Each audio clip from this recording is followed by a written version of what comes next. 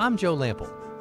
When I created Growing a Greener World, I had one goal: to tell stories of everyday people, innovators, entrepreneurs, forward-thinking leaders, who are all, in ways both big and small, dedicated to organic gardening and farming, lightening our footprint, conserving vital resources, protecting natural habitats, making a tangible difference for us all.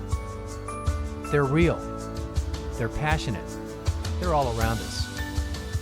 They're the game changers who are literally growing a greener world and inspiring the rest of us to do the same.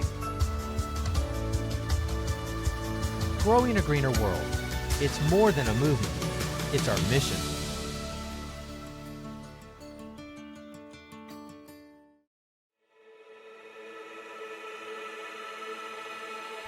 Public parks play an important role in our society, a place where recreation, relaxation, and natural beauty can be enjoyed by all. But some parks are much more important to their communities than just a kid's playground or jogging path or dog walk or place to have a picnic. Today, we're in one of the most unique public parks you'll ever see. It's all of those things, but it's a lot more too. It's a step back in time. It's a plant lover's paradise. It's a lush oasis in a modern city, a draw for locals and tourists alike, where history and nature intermingle at every turn. And all of this wonder, sometimes called Atlanta's Secret Garden, is in a setting you might never expect. A cemetery. Set aside cliches about spooky graveyards and monotonous rows of headstones with plastic bouquets of fake flowers.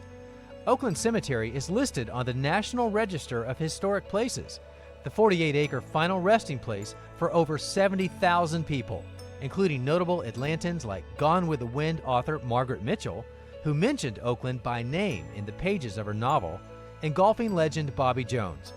27 former Atlanta mayors and 6 Georgia governors are buried here, along with 5 generals and almost 7,000 Confederate soldiers from the Civil War. Oakland is not only a key piece of this city's history, but also offers fascinating insight into the chronology of American gardening and landscape design. In about 1850, Atlanta was a brand new city, pretty much. And so there were about 2,600 citizens who lived here. And so the city fathers and city mothers, I assume, decided that they needed to acquire property to bury the dead of this growing metropolis. I mean, heretofore, people were buried in churchyards and behind their houses. And so we had to have an official burial spot. When the cemetery was created, it was created on a grid, as I said, just to bury the dead of a growing metropolis. But over time, something called the Rural Garden Cemetery movement began to take hold in this country from Europe.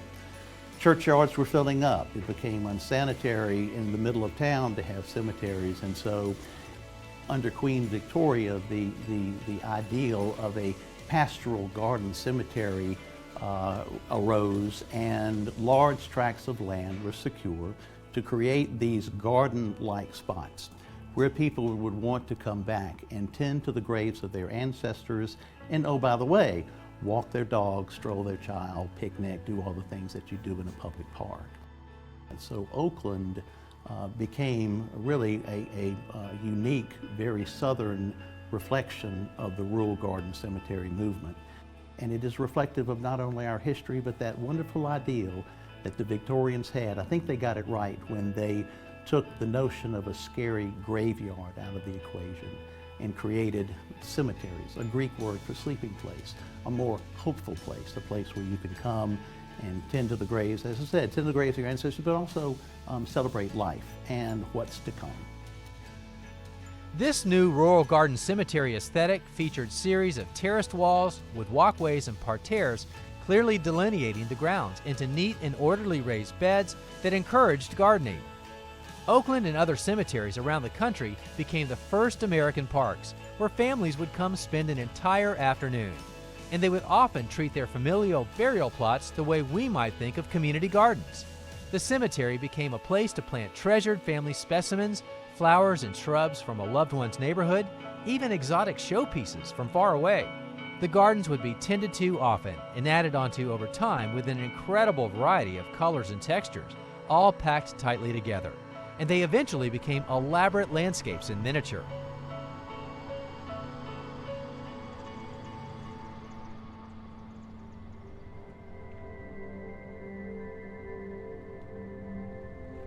And we have photographs of some very ornate lots. We have one that has a fountain on it. We have others that are, of course, very simple, we will say. And so it varied just as families varied, or as a neighborhood might vary. But pretty much everyone did come to the cemetery on a fairly regular basis to visit the family graves, and in particular to tell the stories to the children, so they would identify with who these people were and know who their great-grandfather was, or in many cases even who their mother was. All of this changed with the onset of World War I. Obviously things changed. This was also the time of the Industrial Revolution, when things like lawnmowers were coming into fashion. And so instead of coming to the cemetery with a swing blade to cut your grass, you had someone come with a lawnmower. But by World War II, things had definitely changed dramatically. By then, cemeteries were becoming perpetual care, they were becoming seas of grass, and people no longer came the way they had. There were many public parks by then, and there were just so many more opportunities, and life was so much busier. Also, the traditions had simply changed, and people just didn't come to the cemetery except on Memorial Days. They would come on birthdays, Easter, Christmas, whatever was important to them. Over time, the cemetery gradually fell further and further into overgrowth and disrepair. By the early 70s, Oakland had become a shell of its former self. This place was a deteriorating, weedy mess. But every great city has a great cemetery, and Oakland is Atlanta's great cemetery. Benjamin Franklin said, "Show me your cemeteries and I'll tell you what kind of people you have." And I don't think he was talking about the people that are buried here. He was talking about the people that lived within the community. And a cemetery that's cared for, restored, that is shared, is reflective of a community that cares. A community that cares did assemble, and the historic Oakland Foundation was born, taking on the mission of restoring and maintaining the historic site. But they quickly realized that for Oakland to truly thrive once again, it would take more than just someone to mow the grass. We said, how can we raise money to support this place? How can we get the community engaged in using it, learning from it, enjoying it as it was conceived 160 years ago? And so they got together and said, well, let's have a Sunday in the park picnic, invite the community in, we'll make some pimento cheese sandwiches and serve lemonade, and they did. So that was our first event. It was called Sunday in the Park and took place on the first Sunday in October. The community came in, and kids rode their bikes, and we spread blankets out and had picnic baskets and ate sandwiches and shared stories and talked about the folks that were here, enjoyed the beautiful art and architecture. And then we realized, as more and more people began to attend that kind of event, that we were onto something. People wanted to come here and engage with this space. Oakland's annual calendar is now loaded with opportunities for visitors to come support the Foundation's efforts by exploring the grounds, but not surprisingly, for a historic cemetery, there's one event that always stands out. Well, our most well-known and loved event is our Halloween tour. Yeah. And we do that, it's up to now, I think it's 8 nights in late October. But we have people come in, it's ticketed, and they come in at different shifts, and we have both professional and amateur actors at the different stations telling the stories of what we call our residents. It's not a scary thing, no one jumps out from behind anything at you. It really is, historic and respectful, but at the same time, everybody adores it. We have people that come from the West Coast every year. Wow. Because we change the characters every year. Very smart. With 48 acres, we have lots of characters. Yes, you do.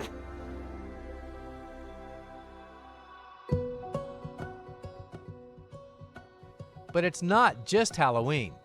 Oakland Cemetery is a year-round destination too, with fun events for all ages and interest. There's a massively popular plant sale twice a year, with many plants having been cultivated from cuttings right on site.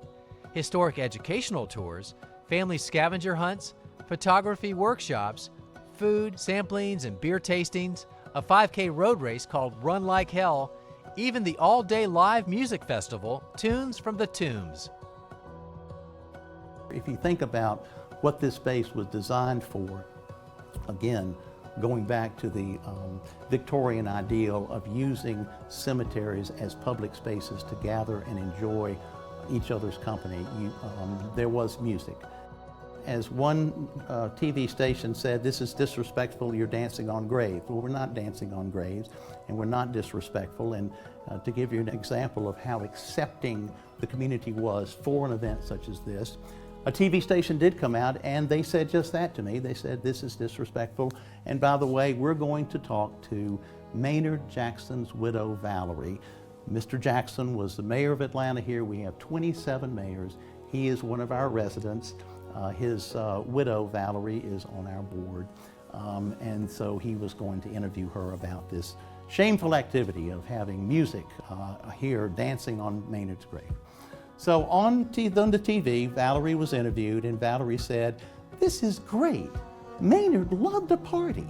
And so that dispelled any of the concern over whether we're being respectful or not. We are being respectful, and a way to make a place like Oakland safe, attractive, and preserved is to use it. But it's the jaw-dropping displays of plants that keep most people coming back to Oakland.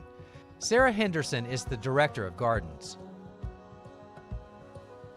Well, Sarah, walking through here is nothing less than spectacular, and I really have to remind myself that we are in a cemetery, and it's only when I see these tombstones and markers that I remember that, because otherwise it is so full and lush with plants.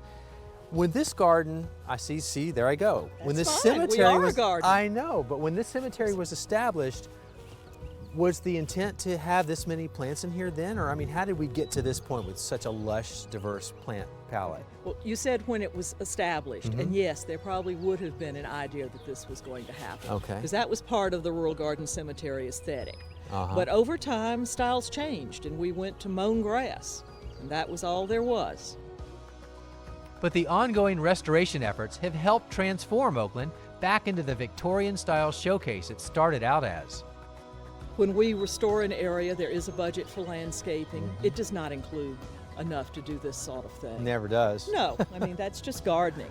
But, so we use that for the basics. Yeah. And whatever else we can. But also, we have everyone from community people who'll bring us something, to nurseries that'll support us, to landscapers who will dig something from a client's garden that they would otherwise throw away because it's old-fashioned and people don't want it anymore. And they'd call and say, Sarah, would you like this? And the answer is always yes. Always yes. There's always room for another plant. Of course.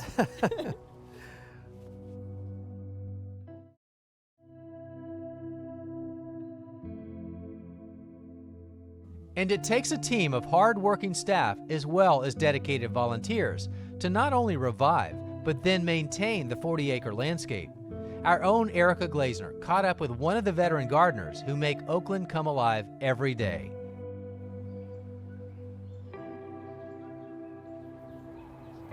Having raised beds is a great way to bring the plants up to eye level where you can really appreciate them and get up close and personal. That's what I like. You can get right up here and smell the roses. We always talk about, the joke is that our garden has great bones because a hardscape is really beefy. We have these walls, pathways, headstones, sculpture. It's a lot of great stuff to plant around. So brings everything up to eye level, makes it intimate, and we can garden right at eye level in a lot of situations.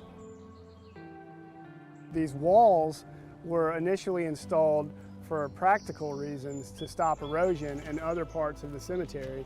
But, right, it caught on aesthetically and became a bit of a trend, and each family would pay to have walls installed around their family plot. And so before long, whole areas had walls, raised walls, which gave us a really unique Perspective. Exactly.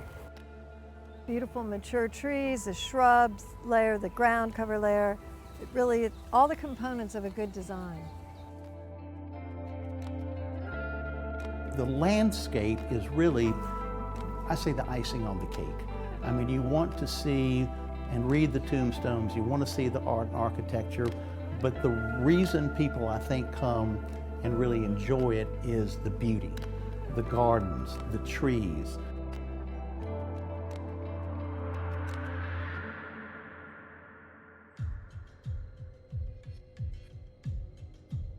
It's been a painstaking labor of love, but it almost came to an abrupt end just as the cemetery's restoration efforts had really gotten underway. In March of 2008, over one 24-hour period, an outbreak of 45 confirmed tornadoes ripped across the southeast. One of the strongest tore through downtown Atlanta, and at the twister's most destructive moment, it was directly on top of Oakland Cemetery.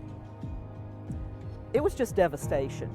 There were areas that had been untouched, and there were other areas that huge, magnificent trees were laid flat everywhere, knocking beautiful monuments over and everything else in their wake.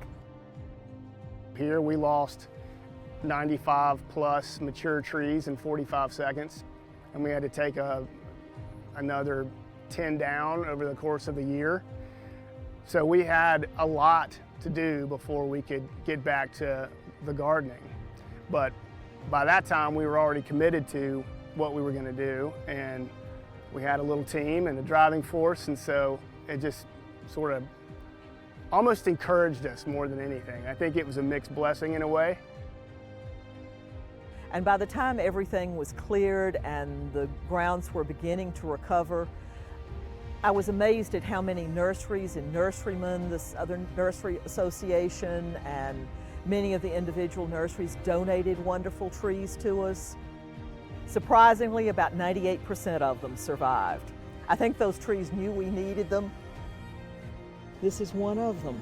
It was just a young tree when we put it in '08, and now it's starting to really take some presence and to belong here. It is. It all seems so settled in, and it's just those early years of establishment, and then all of a sudden it just takes off. Right. Great example of that.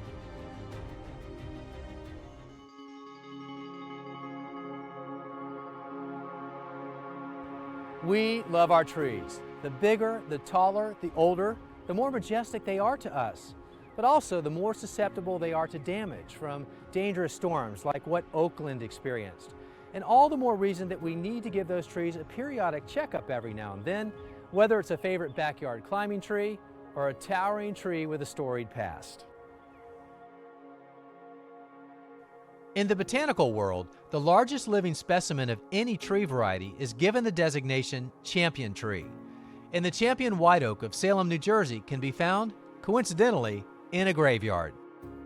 The historic Salem oak measures 103 feet tall with a 104-foot crown and is 22 feet in circumference at chest height. But it's not just the tape measure stats that makes this tree so special. This area was founded primarily by Quakers, and it's known that John Fenwick, who was the founding Quaker here, actually made treaties with Indians underneath this tree, and that was in the 1600s. Experts estimate the oak is between 500 and 600 years old and could see as much as another century with proper care. So to make sure this tree lives out its full legacy, it's examined by professional certified arborists. So you could say we're sort of like a tree detective, okay? We're a tree doctor, and we're trying to diagnose the situation and what we need to do to treat the tree. And there's been cases where a tree looks perfectly healthy from above ground, full crown, fully in leaf, and one day they fall over. The reason for that is there are fungi that attack the base of the tree, rot, they cause rot and decay. Yeah, unfortunately, we don't always know that the fungus is there because it's inside the tree, okay? But what we do see on the outside are the fruiting bodies. mushrooms and conchs and things of that nature. And that's where the spores are created so the fungus can reproduce itself. So when you see fruiting bodies of fungus, then you know for sure there is a fungus involved inside the tree. I think for the homeowner, it's very worthwhile to hire a certified arborist to come and inspect your property, even if it's just one time, because they're going to be able to find those defects that could be very serious. Your house could be a target, your pool, your shed, your car, your neighbor's house, wires. Those are all issues if a tree comes down. We're about trying to take care of your trees and preserve them so that you can enjoy them for the rest of your life.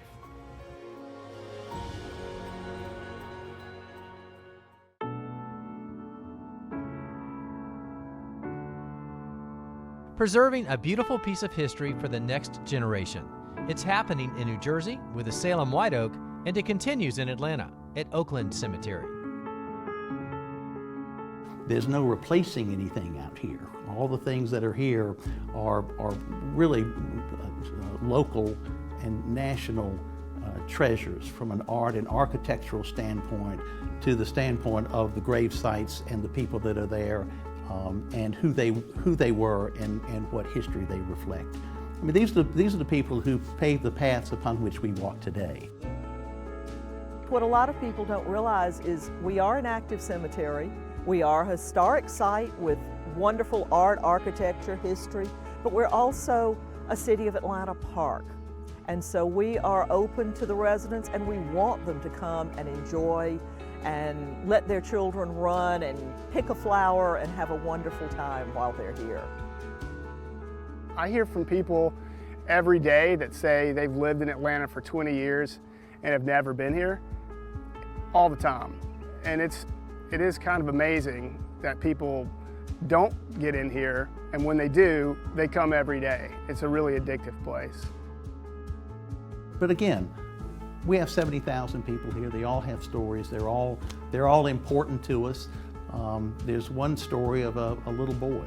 His name was Brian Sanford. He was here with his family from England in the 1970s.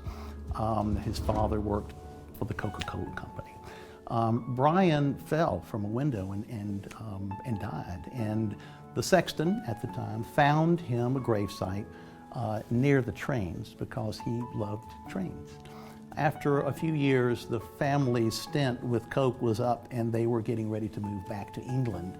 And we said, can we make preparations to have Brian go with you? And they said, no, we're going to leave him here. Why? And they said, because he's in good hands.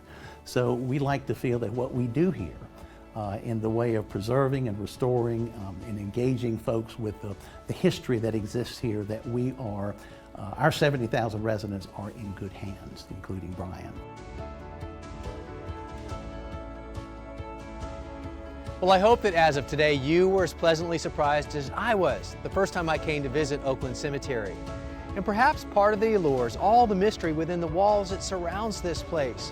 The horticulture, the architecture, the structure and layers and beauty, and so much more. And when you talk to people that frequently visit this place, there's a term they often use to describe it, and that is heaven on earth. And I couldn't agree more.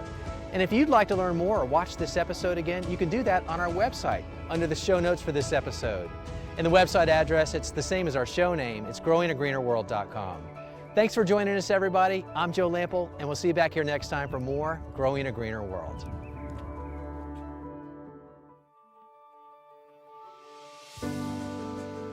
I'm Joe Lample. When I created Growing a Greener World, I had one goal: to tell stories of everyday people, innovators, entrepreneurs, forward-thinking leaders who are all, in ways both big and small, dedicated to organic gardening and farming, lightening our footprint, conserving vital resources, protecting natural habitats, making a tangible difference for us all. They're real, they're passionate, they're all around us. They're the game changers who are literally growing a greener world and inspiring the rest of us to do the same. Growing a Greener World, it's more than a movement, it's our mission.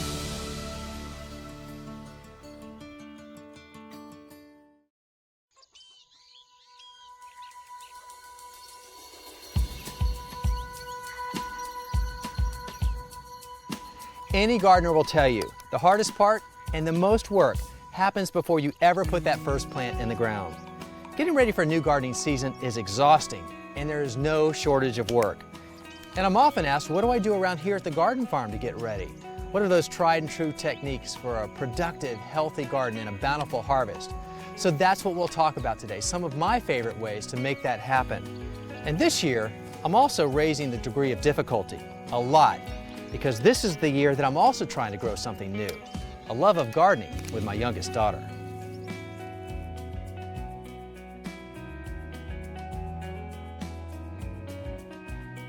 Amy is a teenager, and while she's watched Dad play in the dirt for her whole life, it's not something she's ever gravitated toward, or even really tried.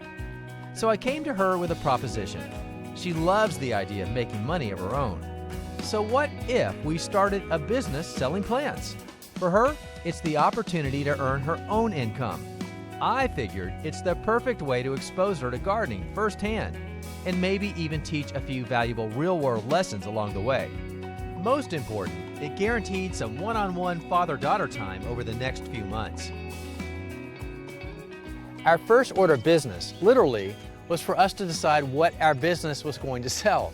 And it didn't take long for Amy and me to settle on classic heirloom tomatoes. The garden farm has great sun, and the conditions in our raised beds are excellent for tomatoes.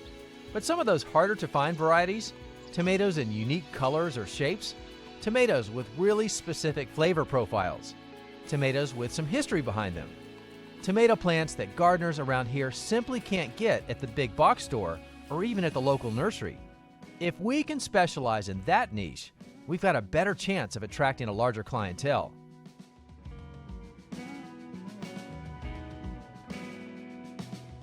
I like that striped German. Look at that one. You want to get that one? Yeah. I love the color of it.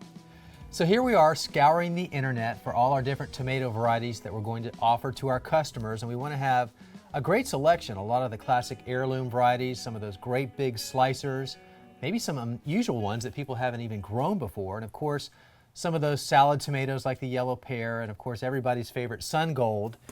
So it's December, and most people aren't thinking about that tomato that they're going to be putting on their BLT on 4th of July weekend. But you have to start in December, because this is when you order the seeds before they sell out, and you get them sown and grown out so that when people are ready to buy these plants, you have them ready. And that's why it's so important to get an early start.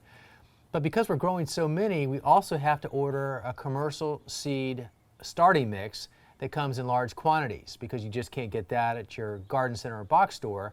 So we'll order that online, and actually that will save us a lot of money, and it's a really fine quality product too.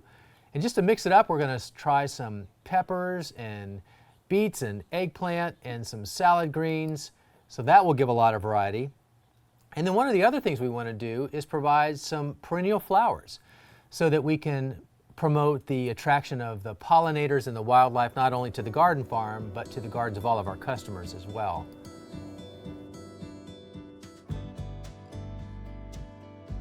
Sowing begins in mid-January. It starts with quality seeds and a good seed starting growing medium. The key to germinating the maximum plants using the minimum space is to sow a lot of seeds into each cell of the seed tray. It's certainly an unconventional way for starting seeds, but for the many varieties we were growing, it was the perfect method for this stage of the process. The seeds are generously distributed over the surface and lightly covered with more growing medium and then watered in.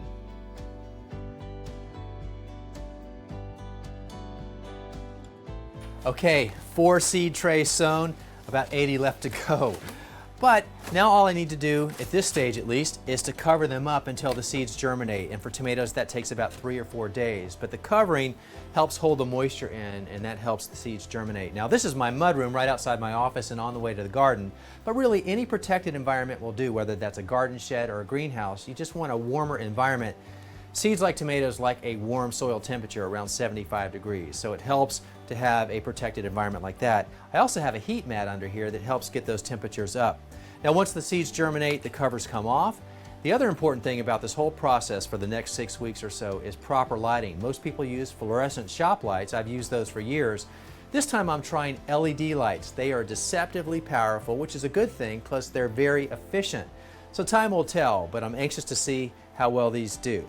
Now I also have fans that I use through here to help keep the air circulating. That's very important for the health of the seedlings. But other than that, it's just keeping an eye on them. Nothing else special about this. Normal trays, and then in about 6 weeks, I'll take them outside, and along the way, towards the end, I'll start to harden them off to toughen them up.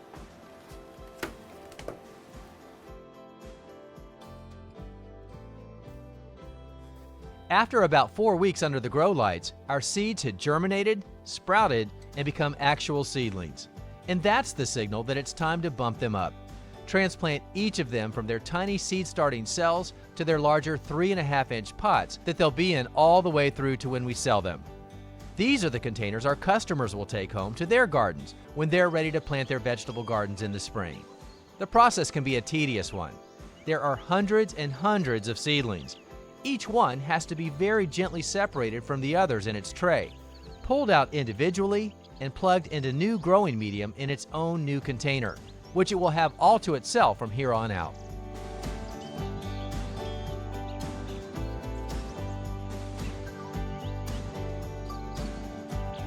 When I pitched the idea to Amy about starting this business, planting seeds and then selling the plants at the farmer's market and to customers through social media, I wasn't sure if she'd be agreeable to it. But when she realized that she might be able to make some money at it, she loved the idea. So then the process began, and I was really surprised at how she took to it. She enjoyed the process, the routine of just putting those seeds into those cells, and then when it was time to bump them up, I could not get over how she was into it.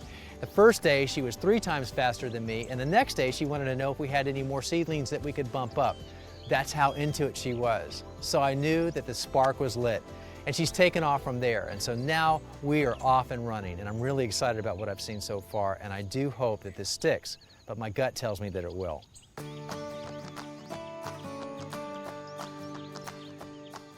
Along with getting the plants used to their larger pots, it was also time to start getting them used to the great outdoors. It's a process called hardening off, and it starts at just 1 hour of daylight on day 1. The next day, 2 hours. On day 3, 3 hours, and so on, until the plants hit 8 straight hours of sunlight on day 8. It's a proven way to help the plants gradually build the strength to survive full time in the elements. But it takes some work. It means bringing all of your plants outside and then back inside each day. And for us, that was an hour of carrying trays of plants back and forth every day. It may have been tempting to leave the plants out a little longer for fewer total days, but we'd worked so hard to this point, we didn't want a shortcut to jeopardize our inventory. Hardening off will give us tougher, healthier plants, and that will result in happier customers.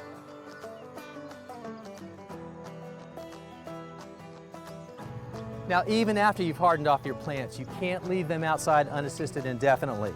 And while the hardening off process will definitely toughen up your plants for those full sunny days and the wind and the rain, it doesn't safeguard them from those overnight lows.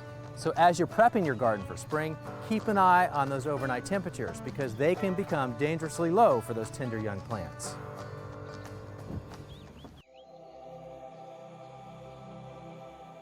An unseasonably cold spell in March and early April had us worried. I kept a close eye on the forecast and saw several nights with expected lows just below freezing. With our tomatoes already living outside in the raised beds, they'd need some help to make it through the cold overnight hours. After rigging up some temporary hoops with pieces of flexible PVC pipe, we draped the beds with lengths of shade cloth. It's not much, but it's just enough to trap a few degrees worth of the bed's warmth and keep our tomato plants alive under the protective cover.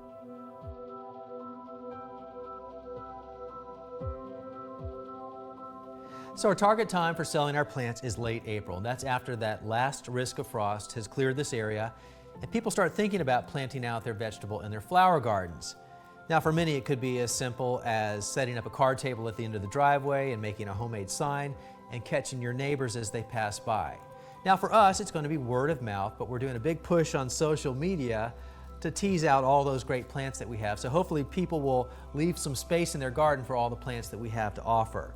And we're also trying the farmer's market this year, but you really need to plan ahead and do your homework because there's a lot of work involved in getting all the permitting and the licensing in place so that we can be a vendor sometime down the road when that Saturday happens and we're ready to go. All right, that looks good.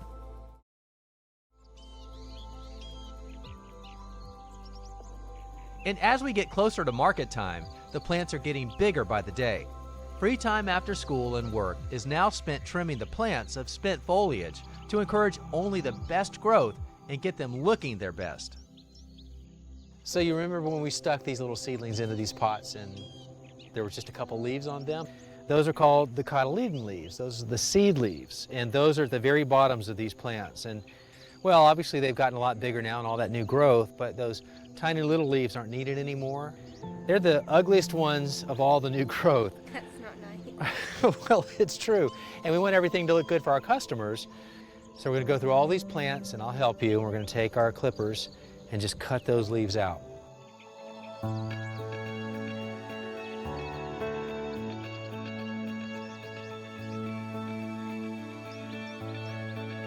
This is one of those steps that makes a lot of gardeners really nervous. It's counterintuitive in a way. You've nurtured these little guys along from seeds, and now they're miniature plants. Every bit of new growth feels like further validation of your gardening skills. So why would you purposely go through and cut off the brand new leaves that you've encouraged the plant to put out? Well, by removing the little leaves towards the bottom of the plant, it redirects the plant's growing energy into the big leaves up top, where the fruit will eventually appear. So leave all the top growth, because see how nice and fresh and green and dark it is? That's what it's all going to look like. So we might as well get rid of some of that lower foliage because it's not needed anymore. And some of it's damaged from all that cold weather we had. It's kind of sunburned and dried out, so we can get rid of it. But my work this spring isn't just helping Amy get her heirloom tomato plants ready to sell. I've got the entire garden farm to prep for its usual growing season too. And with 16 beds and about 1,000 square feet of garden space to be planted as soon as it's ready, there's no busier time of year than right now.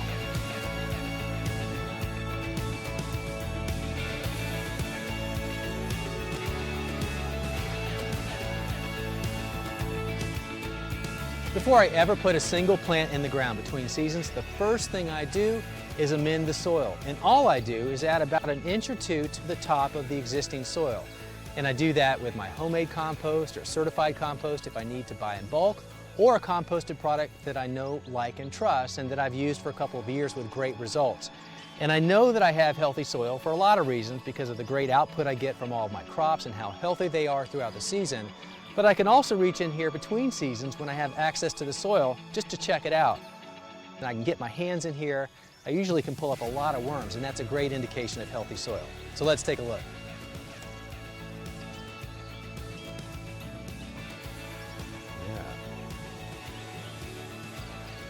And it is so loaded with worms.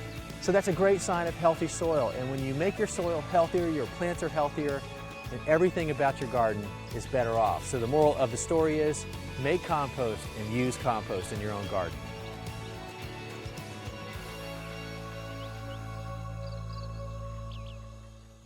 So this is always a milestone moment in my gardening season every spring when I can place those tomato plants into the bed ready for planting. That is huge, and it's going to be a big year ahead. So this is a really exciting time.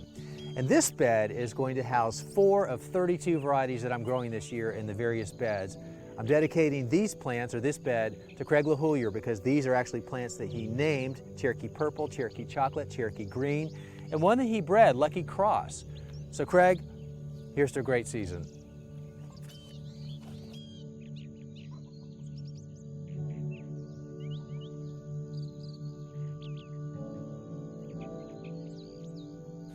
In this bed, we're sowing beet seeds, and if you read any seed pack or book, it talks about sowing root crops, including beets, directly into the soil because root crops don't like to have their roots disturbed, and that's the risk if you put them into pots.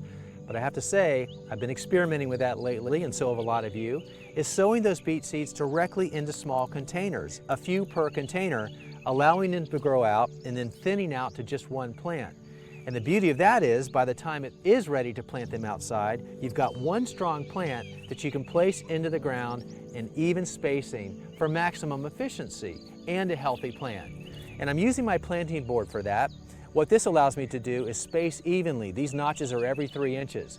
In my case, I'm going to space them every 6 inches. That's going to give the plant the maximum chance to grow out and that beet to form the largest root possible. So I've got the best opportunity to make the most of my time and my space, and next time you're considering planting beets, give this technique a try too.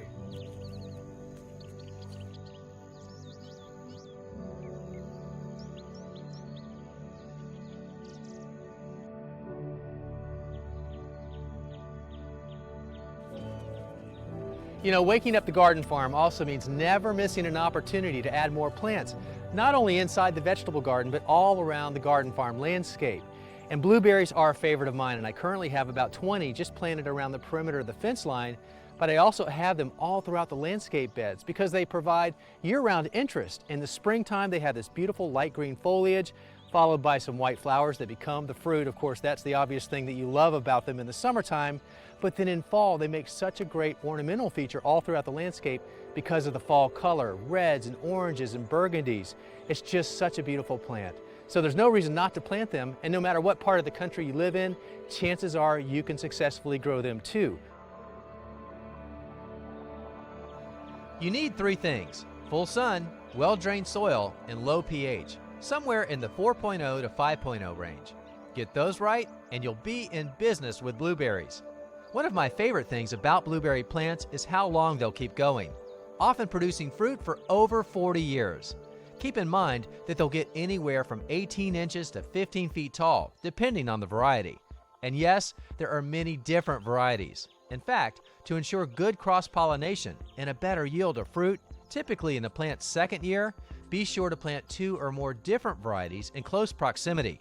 You should get several quarts of berries per plant each year, but expect to lose some to birds and critters unless the plants themselves are protected.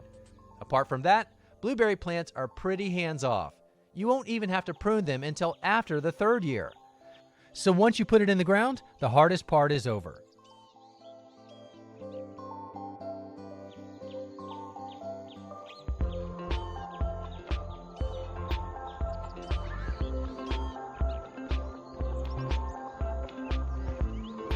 As gardeners, sooner or later we're dealing with pests, and it's probably sooner than later. And I'm talking about pests that either jump over the fence or crawl on top of the soil and dig in or come up from underneath. So how do you control those things? Well, let's talk about the elephant in the room first, and that is deer. Most of us are dealing with that issue. They can jump over a fence of 8 feet in height. So the only way you're going to keep a deer out is to have a physical barrier of at least that high. Now in my case, yes, I only have a 4-foot high fence, but I have a very confusing area to deer. To look into this area to come in, they want a safe place to land, and they had bad depth perception. So from the outside looking in, this is not a safe place for them. And in the years that I've been here, I've never had a deer come in. So I know I'm pressing my luck, but so far so good. Now the pests that I'm dealing with are the ones that typically are coming on top of the soil and wanting to burrow or forage. And the best way that I've found to deal with that is livestock panel. Actually, what I use is goat panel. It's a smaller version where the squares are only 4 inches in spacing.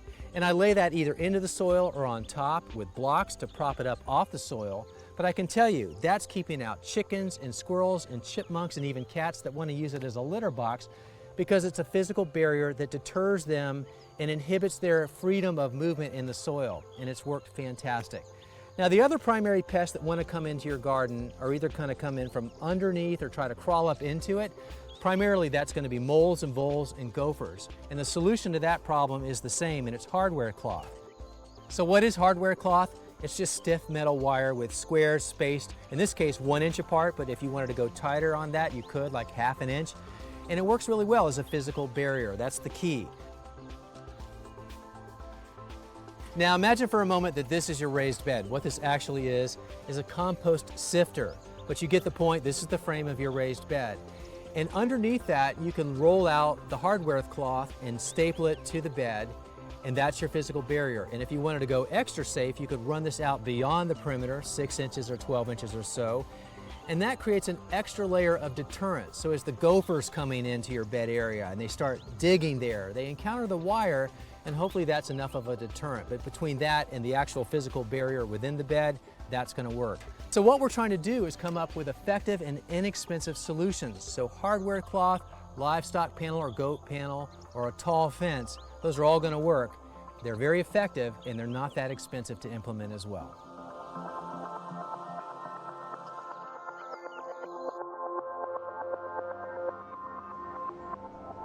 The garden farm is planted out and ready for the growing season, and also ready to welcome in customers.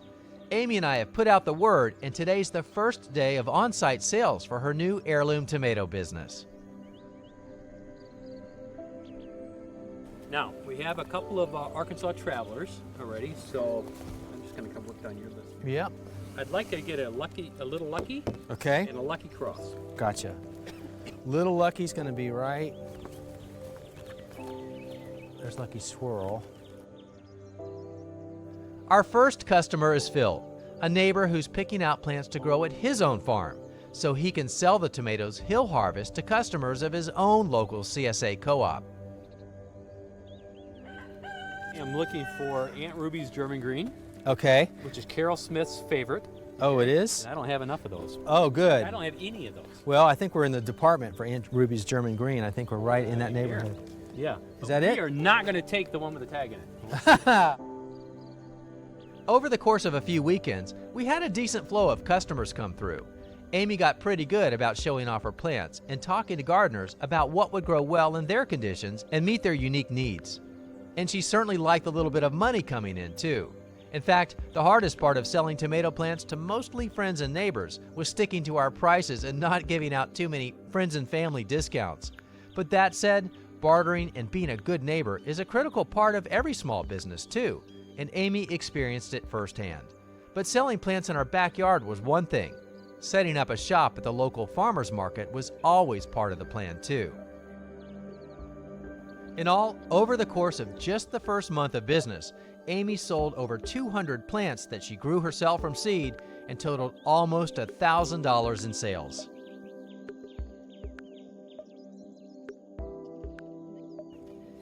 Getting the garden farm or any garden ready for the growing season is a lot of work. And adding to the challenge this year was getting Amy's organic tomato business off the ground and hopefully fostering a love of gardening in the process. Did it work, Amy? Yeah, I think so. Excellent. So whether you're growing vegetables just for your own kitchen or maybe you have your eyes on a bigger money-making endeavor, it all comes down to the prep work, some solid techniques, and a lot of patience. But it can be so worth it because what you end up growing could be a lot more than just a few tomatoes.